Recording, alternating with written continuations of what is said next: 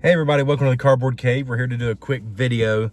I just went to GameStop and picked up my pre-ordered copy of Cyberpunk 2077 Ultimate Edition.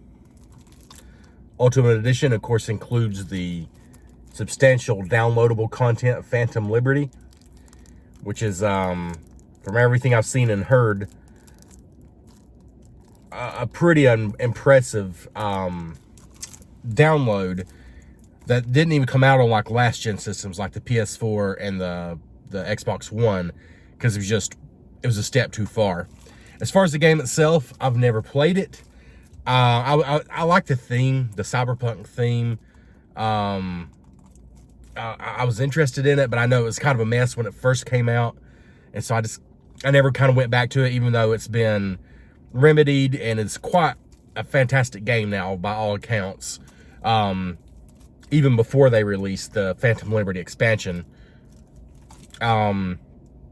So I wanted this game because I've never played Cyberpunk, and from everything I've seen so far, it really looks like they've done it right for the Switch 2. And it's quite a showpiece for the Switch 2 as well. It's really, like, if you've been following this stuff, like Digital Foundry started out, I guess they're kind of still held up as like the most professional testers of new video game hardware and stuff.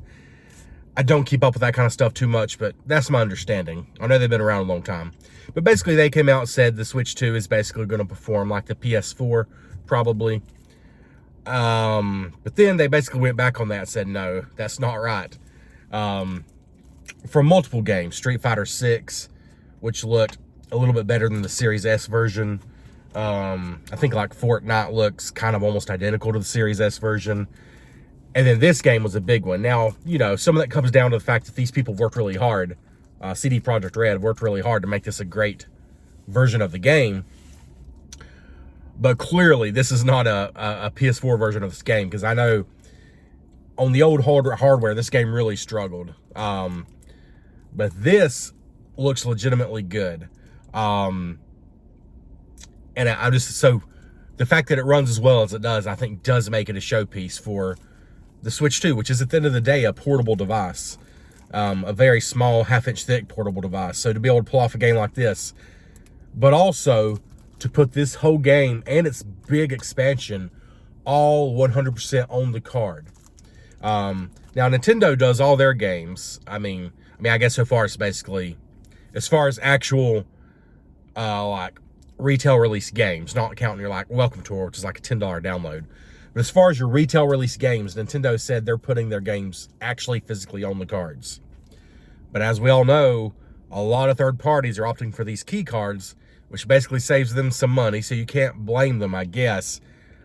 You do still own the game, you can sell it, you can trade it, but it's useless until you download. Like, there's nothing actually on the game. But this is 100% on the cartridge. They've made that very plain. And you can tell, because I think legally, or at least they all do, put text down here. If it's a game key card, or if it requires a download, you'll see text down here. And this game doesn't have it. So that's one way to know. And for example, if you buy the physical Mario Kart World, you'll notice there's no text down here, because it's the full game. Donkey Kong Bonanza, they've already said is going to be that way. As far as I know, all first-party Nintendo games are actually going to be fully on the card. But there's not many third-party ones that are. So I think that makes this kind of special. And I wanted the game anyways. I wouldn't buy it just for that.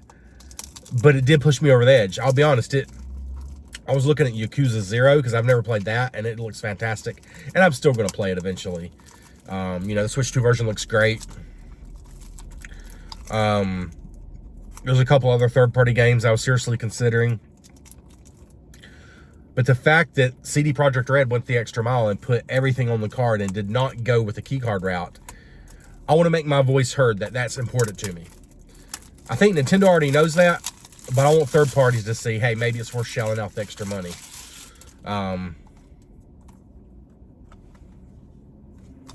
It's a cool looking case, I will say that.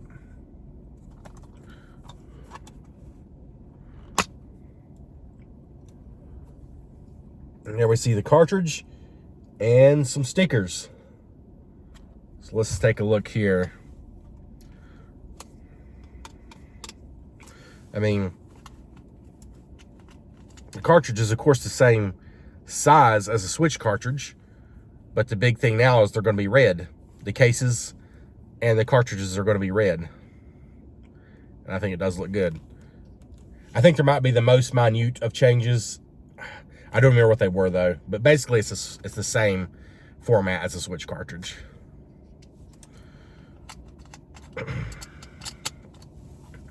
But then we got these stickers in here, so let's just go and take those out. There's a sheet of paper in here that I got to make sure I don't have a code on it. I'm not going to flip this over. I don't think it's a unique code, but I'm just not going to do it. But it's just a little sheet talking about how you can earn rewards. Okay, you can discover that yourself if you get the game. But there's these stickers, which I'll be honest, I did see somebody else open this. That's the only way I knew these were in here. But this was not expected. I mean, not a huge deal for me, but it's a bonus that I definitely didn't expect. Cyberpunk, Samurai. Yeah, they're pretty cool stickers there. Looks like 5 stickers altogether. Yeah, so this is what is now the standard price. I mean, with the exception of Mario Kart, the standard price pretty much across the board from Microsoft, from your third parties, Sony, Nintendo, $69.99 is pretty much the modern standard now. And that's what this game cost.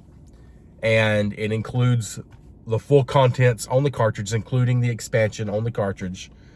And it looks like they really poured a ton of work into just making it look as great as possible and run as beautifully as possible, both in handheld and docked mode. It gives you options, you know, between quality and performance mode and all those things. It's just looking impressive. I think what impressed me most, and I would shout them out, but I don't remember who it was. I mean, I've seen all the videos leading up to it that was based on that build from back when Nintendo did the Direct. And it looked impressive, but what sold me 100% was just like yesterday, somebody that got their Switch 2 early. Well, yesterday at the time I'm recording this. Or they might have just been a different time zone. I don't know if they actually got it early. But anyways, they were just playing like the first half hour of this game. And they were just straight playing it. And you could just, you know, you could just watch the feed of them playing it. And it just looks so good. Like, I love Nintendo, and their games usually have fantastic art direction.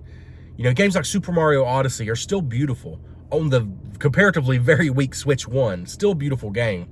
Breath of the Wild, you know, has its frame rate issues, but still a beautiful game. But with third-party games, I am not used to seeing a third-party game look anything anywhere near this good on a Nintendo console. So it's kind of just, it's almost like a trick of the eyes. Like, that's the Switch too. So it's pretty cool. You know, I always love the good first-party Nintendo stuff. Like I said, they get around lower horsepower with just incredible art direction and just sheer talent, honestly, with the best first-party games. But it's nice that the good third-party games that are like cross-platform are going to have a genuine fighting chance on Switch 2 now. This looks fantastic. You should check out some recent gameplay of people who actually have the game now. Yeah, so I'm excited to try it out. I've made this into a 9-minute video. That's just dumb. This should not have been a 9-minute video. But I did want to draw some attention to this game. There might be a few of you who watch my channel who aren't in the loop with all the other Switch channels, because that's not really what I do normally. But it's what I got right now. It's what's new for me right now. So as you know, when I started buying the Ninja Turtle figures, there was a couple months there where that's 99% of my content. Same thing with Godzilla. And it's not that I'm not into those things still, but I kind of got the ones I wanted the most, so I'm not buying them often. Occasionally I'll get a new Turtles figure, you know, a new Godzilla figure, a new whatever. Occasionally I'll get a new board game I want to show off.